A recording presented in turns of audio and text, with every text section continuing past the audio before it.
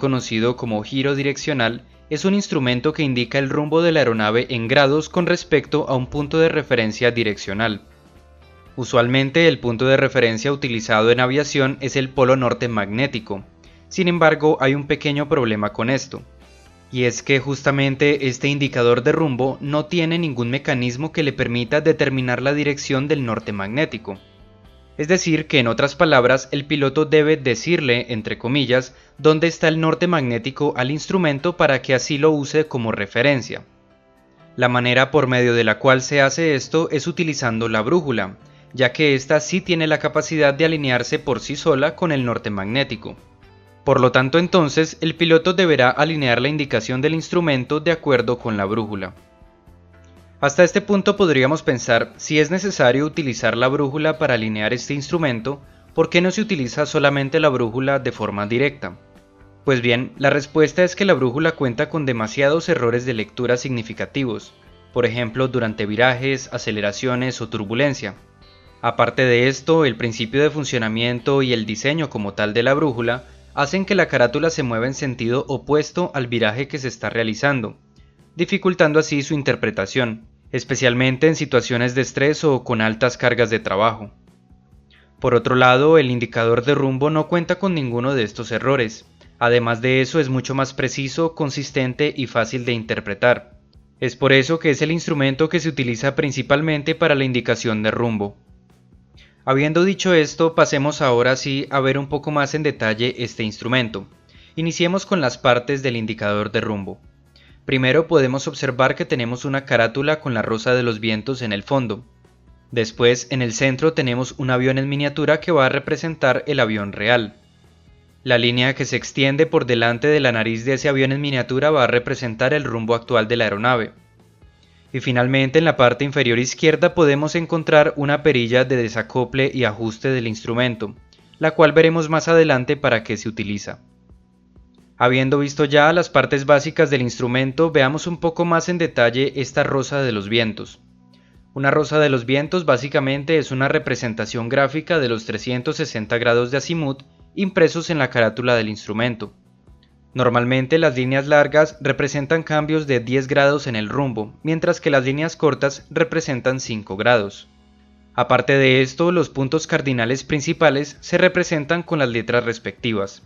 Por ejemplo, la N en el norte representa rumbo 360, la letra E representa rumbo 090, la letra S representa rumbo 180 y la W representa rumbo 270. En la carátula, cada 30 grados se incluye un número que representa ese rumbo omitiendo el último dígito. Por ejemplo, el número 3 representa rumbo 030, el número 15 representa rumbo 150, el número 30 representa rumbo 300 y así sucesivamente. Habiendo visto esto, también debemos decir que algunos indicadores de rumbo incluyen marcas de rumbos relativos, es decir, estas son marcas de referencia de ángulos relativos al rumbo actual de la aeronave. Es decir que, en otras palabras, el rumbo actual de la aeronave representa 0 grados relativos. Aquí podemos encontrar las marcas de 45, 90, 135, 180, 225, 270 y 315 grados. Ahora, cabe recalcar que estos ángulos no se miden en relación al norte magnético, sino en relación al rumbo actual de la aeronave. Ya veremos más adelante con algunos ejemplos cómo se utilizan. Ahora, para finalizar con las partes del instrumento, se debe decir que algunos instrumentos también incorporan una perilla de selección de rumbo, junto con su indicador de rumbo seleccionado correspondiente.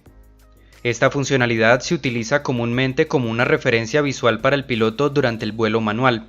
Sin embargo, también puede ser acoplada con el sistema de piloto automático, permitiendo así seleccionar el rumbo que se desea que la aeronave mantenga. A continuación veremos algunos ejemplos de cómo se interpreta este instrumento. En este caso, este instrumento nos muestra un rumbo actual de 0 grados, es decir que nos dirigimos hacia el norte. Si la aeronave vira por ejemplo por la derecha de tal forma que se da esta indicación, estaríamos ahora volando con rumbo 060. Ahora si viramos a la izquierda hacia este punto, estaríamos volando con rumbo 320. Aquí viramos por la derecha hacia la letra E, es decir, hacia rumbo 090. y finalmente aquí viramos hacia la izquierda nuevamente, ahora hacia rumbo 285. Como podemos observar, la indicación del instrumento es bastante intuitiva y fácil de leer. Veamos ahora cómo se utilizan las marcas de rumbos relativos de las que hablamos anteriormente. Supongamos que en este caso, manteniendo rumbo 285, el control de tránsito aéreo nos pide que realicemos un viraje de 45 grados por la derecha. Aquí se debe aclarar que no nos están pidiendo que viremos a rumbo 045, sino que realicemos un viraje de 45 grados con respecto a nuestro rumbo actual. Claramente podríamos calcular el rumbo al cual deberíamos virar sumándole 45 grados a rumbo 285. Sin embargo, es mucho más fácil utilizar las marcas de rumbos relativos del instrumento. En este caso, la marca de 45 grados a la derecha corresponde a rumbo 330, por lo tanto realizamos un viraje hacia ese rumbo. Ahora supongamos que nos piden que realicemos un viraje de 90 grados hacia la izquierda. Podríamos fácilmente restarle 90 grados a rumbo 330. Sin embargo, también podríamos mirar la marca de 90 grados a la izquierda en el instrumento, que corresponde a rumbo 240. Ahora, ya que vimos cómo interpretar y utilizar este instrumento, veamos cómo funciona internamente. Como ya dijimos, el indicador de rumbo utiliza el principio giroscópico de la rigidez en el espacio para medir el rumbo de la aeronave. Este instrumento incorpora un giróscopo horizontal, es decir que el plano de rotación es perpendicular al horizonte. Este giróscopo cuenta con los 3 grados de libertad, es decir que es libre de rotar en sus 3 ejes. Es decir que una vez alineado con el rumbo de referencia, el giróscopo permanecerá rígido en el espacio, independientemente de los movimientos de la aeronave, lo cual lo hace una excelente referencia para poder medir el rumbo. Veamos cómo se aplicaría esto en la operación. Aquí tenemos entonces el instrumento visto desde arriba en la parte de la izquierda y a la derecha tenemos la carátula, indicando un rumbo norte. Si aquí la aeronave, por ejemplo, realiza un viraje por la derecha, lo que va a suceder es que tanto la aeronave como el instrumento van a virar hacia la derecha, mientras que el giróscopo en su interior va a permanecer rígido en el espacio apuntando hacia el norte. De esta forma, por medio de engranajes se puede medir fácilmente el rumbo de la aeronave, que en este caso es 040. Y lo mismo sucede si la aeronave vira por la izquierda. En este caso, tanto el avión como el instrumento virarán hacia la izquierda, mientras que el giróscopo permanece rígido, en este caso indicando un rumbo de 320 grados. Ahora, al igual que sucede con el resto de instrumentos que hemos visto, este indicador de rumbo no es perfecto, tiene ciertas limitaciones. Y es que, aunque teóricamente el giróscopo del instrumento tiene los 3 grados de libertad, en realidad este cuenta con topes mecánicos que evitan la rotación total del giróscopo. De tal forma que al presentar ángulos de cabeceo o banqueo excesivos, los topes mecánicos evitarán que el giróscopo rote libremente. Esto producirá un efecto conocido como tambaleo, de tal forma que el instrumento quedará inoperativo hasta que se restablezca por medio de la perilla de ajuste. Típicamente en los indicadores de rumbo impulsados eléctricamente, los límites de cabeceo y de banqueo máximos son cercanos a los 85 grados. Mientras que si hablamos de instrumentos impulsados por presión de aire o vacío, estos tienen unos límites de cabeceo y banqueo cercanos a los 55 grados. La buena noticia es que el instrumento se puede restablecer y ajustar correctamente en cuestión de segundos. Ahora, esta no es la única limitación que tiene el indicador de rumbo. Este también sufre un error producido por la deriva giroscópica aparente. Veamos en qué consiste esto. Como sabemos, cuando se alinea el giróscopo, este se mantiene rígido en el espacio. Sin embargo, la Tierra no se mantiene estática. Esta gira a un ritmo de 15 grados por hora. Aquí, por ejemplo, tenemos un mapa de la Tierra vista desde arriba, es decir que tenemos el polo norte en el centro. Para efectos de la explicación, vamos a suponer que el polo norte geográfico y magnético se encuentran en el mismo punto. Ahora supongamos que nos encontramos en este punto amarillo, y alineamos nuestro giróscopo del indicador de rumbo en este punto. Ahora, al cabo de un rato la Tierra habrá girado unos ciertos grados. Supongamos que ahora nos encontramos en esta posición. Como podemos observar, el giróscopo del indicador de rumbo permanece rígido en el espacio, pero ahora está desalineado con respecto al norte. Es decir, que está utilizando una referencia incorrecta, y por lo tanto la indicación del instrumento será errónea. Justamente este tipo de error es el que se conoce como deriva aparente, y puede ser de hasta 15 grados por hora cerca de los polos. Y es que debemos decir que la deriva aparente es máxima cerca de los polos y mínima en el ecuador. Como podemos observar en esta imagen de la izquierda, cerca de los polos la deriva es bastante grande, ya que con la rotación de la Tierra los meridianos y el plano de rotación del giróscopo se desplazan cada vez más. Sin embargo, como podemos observar en esta imagen de la derecha, si nos encontramos exactamente en el ecuador, el plano de rotación del giróscopo siempre estará alineado con los meridianos, de tal forma que no se produce una deriva aparente. Por lo tanto, podemos deducir que la deriva aparente depende de nuestra latitud, y se puede calcular por medio de esta fórmula. Deriva por hora es igual a 15 grados multiplicado por el seno de la latitud donde nos encontremos. Ahora, esta deriva se conoce como aparente ya que en la realidad el giróscopo sí permanece estático con respecto al espacio. Lo que sucede es que la rotación de la Tierra es la que produce el efecto de desviación.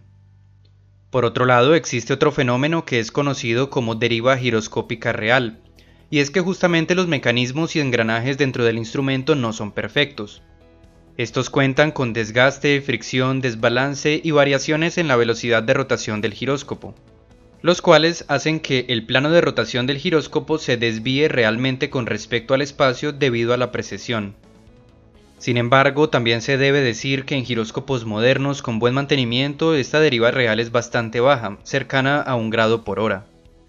Ahora bien, podríamos preguntarnos, teniendo en cuenta estos efectos de la deriva aparente y la deriva real, ¿cómo hacemos para corregir la indicación del instrumento?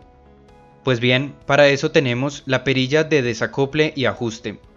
El indicador de rumbo incorpora esta perilla que permite desacoplar el giróscopo de la carátula. Esto lo que hace es que este giróscopo actúe como un giróscopo libre y por lo tanto no sufra del tambaleo en caso de tener actitudes excesivas. Y aparte de esto también cumple con la función de permitir realinear la carátula del instrumento de acuerdo con la indicación de la brújula. Por regla general, para evitar errores de lectura significativos, el piloto debe realinear el indicador de rumbo con la brújula cada 10 o 15 minutos durante el vuelo, justamente para compensar los efectos adversos de la deriva aparente y la deriva real. Y algo importante a tener en cuenta al realizar este procedimiento es que solamente se puede efectuar en vuelo recto y a nivel a velocidad constante, ya que esta es la única condición bajo la cual la brújula tendrá una indicación correcta y no sufrirá los errores que ya hemos visto en videos anteriores. Veamos a continuación un pequeño ejemplo de cómo se realizaría esta sincronización del instrumento con la brújula. Supongamos que nos encontramos volando con un rumbo constante de 120 grados magnéticos. En este caso se encuentran alineados la brújula y el indicador con la misma indicación. Sin embargo, debido a los efectos de la deriva giroscópica real y aparente, con el tiempo la indicación del instrumento va a ir desplazándose hacia uno de los lados. Como podemos observar en este caso, ahora el indicador de rumbo nos da un rumbo de 110 grados, mientras que realmente seguimos volando con rumbo 120.